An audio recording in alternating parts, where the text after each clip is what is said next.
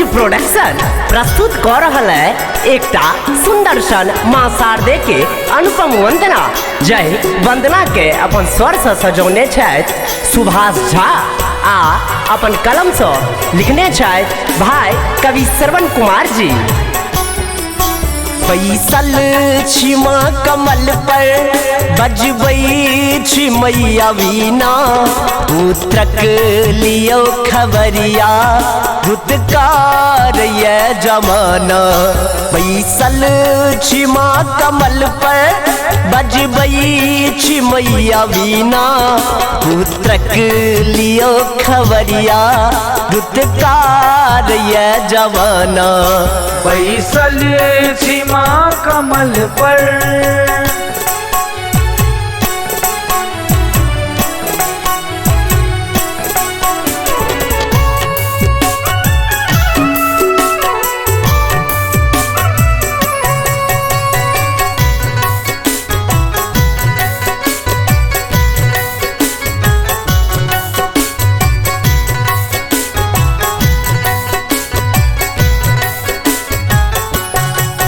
दर दर से ठोकर खाको ही के द्वार एलौं, मिटियौ न दुख हमर एना कियान ठेलौं।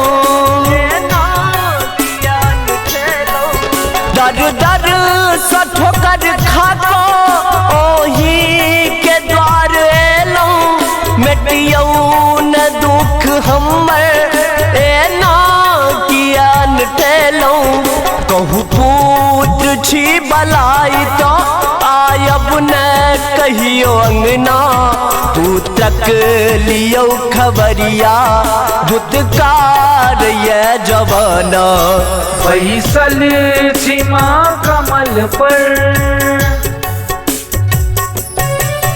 भूतकार ये जवाना, भूतकार ये जवाना।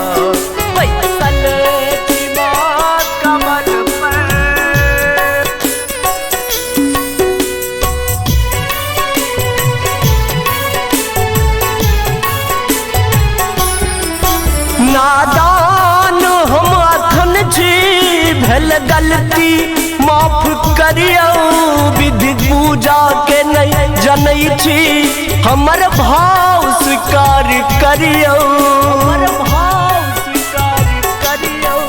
नादान हम अखन छी भेल गलती माफ करियो, विधि पूजा के नहीं जनै छी हमर भाव स्वीकार करियो। दरस देव मैया कहिया रखटल या दुनु नैना, पुत्रक लियो खबरिया भूतकार ये जवाना। बैसल छी माँ कमल पर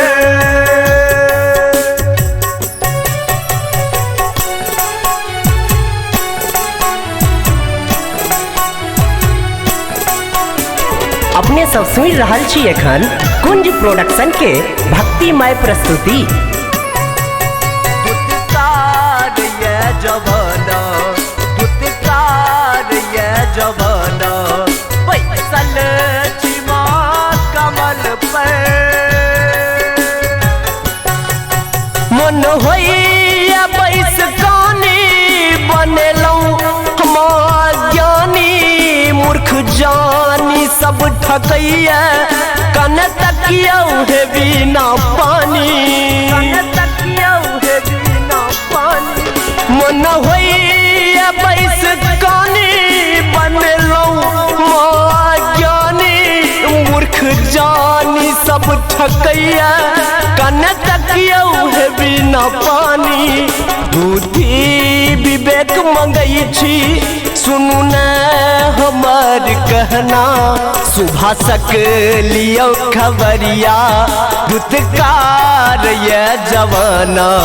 बैसल छी माँ कमल पर बजबै छी मैया वीणा, पुत्रक लियो खबरिया भूतकार ये जवाना।